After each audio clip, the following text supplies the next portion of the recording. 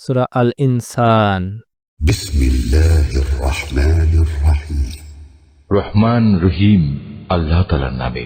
কালের পরিক্রমায় কোন একটি সময় মানুষের উপর দিয়ে এমন অতিবাহিত হয়েছে কি যখন সে এবং তার অস্তিত্ব উল্লেখ করার মতো কোনো বিষয় ছিল না।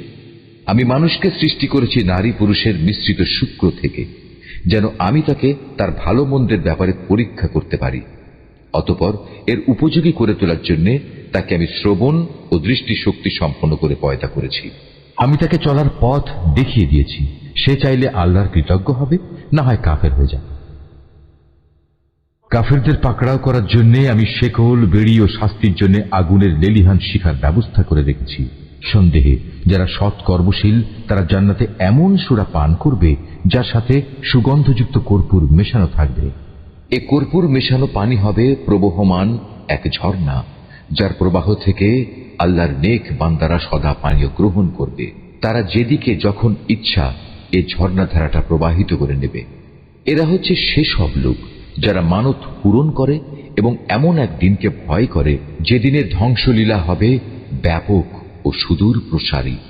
এরা শুধু আল্লাহর ভালোবাসায় উদ্বুদ্ধ হয়েই ফকির, মিসকিন, এতিম ও কয়েদিদের খাবার দেয়। খাবার দেওয়ার সময় এরা বলে, আমরা শুধু আল্লাহ তাআলার সন্তুষ্টির জন্যই তোমাদের খাবার দিচ্ছি। বিনিময়ে আমরা তোমাদের কাছ থেকে কোনো রকম প্রতিদান চাই না, না চাই কোনো রকম কৃতজ্ঞতা জ্ঞাপন। আমরা তো সে দিনটির ব্যাপারে আমাদের প্রতিপালককে ভয় করি, যে দিনটি হবে অতীব ভয়ঙ্কর। এরা যেহেতু এই দিনটিকে বিশ্বাস করেছে, তাই আল্লাহ তাআলা আজ তাদের সেদিনের যাবতীয় অনিষ্ট ও ক্ষতি থেকে রক্ষা করবেন। আজ তিনি তাদের সজীবতা ও আনন্দ দান করবেন। এরা যে কঠোর ধৈর্য ও সহিষ্ণুতা প্রদর্শন করেছে তার পুরস্কার হিসেবে আল্লাহ তাআলা তাদের জান্নাত ও রেশমি বস্ত্র দান করবেন। সেই মনোরম জান্নাতে তারা সুসজ্জিত আসনে হেলান দিয়ে বসবে। সেখানে সূর্যের তাপ যেমন তারা দেখবে না, তেমনি দেখবে না কোন রকম শীতের প্রকোপ। তাদের উপর জান্নাতে তার গাছের ছায়া ঝুঁকে থাকবে। তার ফল পাকড়াকে তাদের আয়ত্তাধীন করে দেয়া হবে। তাদের সামনে খাবার পরিবেশন করা হবে রৌপ্য নির্মিত পাত্রে আর কাঁচের পেয়ালায়, এবং তা হবে স্ফটিকের মতো স্বচ্ছ। রূপালী স্ফটিক পাত্র, যার সবটুকুই পরিবেশনকারীরা যথাযথভাবে পূর্ণ করে রাখবে। যেখানে তাদের এমন এক অপূর্ব সুরা পান করানো হবে যার সাথে মেশানো হবে জানজাবিল নামের এক মূল্যবান সুগন্ধ। তাতে রয়েছে জান্নাতের এক অমীয় ঝর্ণা, যার নাম রাখা হচ্ছে সালসাবিল। তাদের চারিদিকে ঘোরাঘুরি করবে একদল কিশোর বালক, যারা বয়সের ভারে বৃদ্ধ হয়ে যাবে না, চিরকাল কিশোর থাকবে। যখনই তুমি তাদের দিকে তাকাবে মনে হবে এরা বুঝি কতিপয় ছড়ানো ছিটানো মুক্তা। সেখানে যখন যেদিকে তুমি তাকাবে দেখবে শুধু নিয়ামতেরই সমারোহ।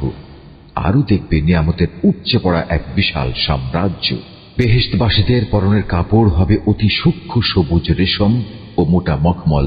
তাদের পরানো হবে রূপার কঙ্কন। তদুপরি তাদের মালিক সেদিন তাদের শরাবান তাহুরা, মহাপবিত্র উৎকৃষ্ট পানীয় পান করাবেন। তাদের মালিক বলবেন, হে আমার বান্দারা, এ হচ্ছে তোমাদের জন্য আমার পুরস্কার এবং তোমাদের যাবতীয় চেষ্টা সাধনার স্বীকৃতি। হে নবী, আমি এ মহাগ্রন্থ কোরআন ধীরে ধীরে তোমার উপর নাজিল করেছি।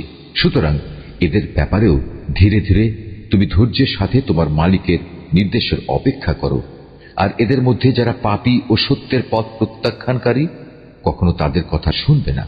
তুমি সকাল সন্ধ্যা শুধু তোমার মালিকের নাম স্মরণ করতে থাকো। রাতের একাংশ তার সামনে সাজদাবনত থাকো এবং রাতের দীর্ঘ সময় ধরে তার মহিমা ও পবিত্রতা ঘোষণা করতে থাকো। এরা বৈষয়িক স্বার্থের এ সহজলভ্য পার্থিব জগৎকেই বেশি ভালোবাসে এবং পরে যে তাদের উপর একটা কঠিন দিন আসছে তা এরা উপেক্ষা করে। অথচ আমি এদের সৃষ্টি করেছি এবং এদের জোড়াগুলো ও তার বাঁধন আমি মজবুত করেছি। আবার আমি যখন ইচ্ছা করব তখন এদের এ শক্ত বাঁধন শিথিল করে তাদের আকৃতি বদলে দেব। এটা আমার বাণী তো একটি উপদেশ বিশেষ। অতএব যার ইচ্ছা সে একে আঁকড়ে ধরে নিজের মালিকের কাছে যাওয়ার একটা পথ করে নিতে পারে। আর আল্লাহ তাআলা যা চেয়েছেন সেটা ছাড়া তোমরা তো কিছুই চাইতে পারো না। অবশ্যই আল্লাহ তাআলা সব কিছু জানেন এবং তিনি প্রজ্ঞাময়। তিনি যাকে চান তাকেই তার অফুরন্ত রহমতের মাঝে প্রবেশ করান।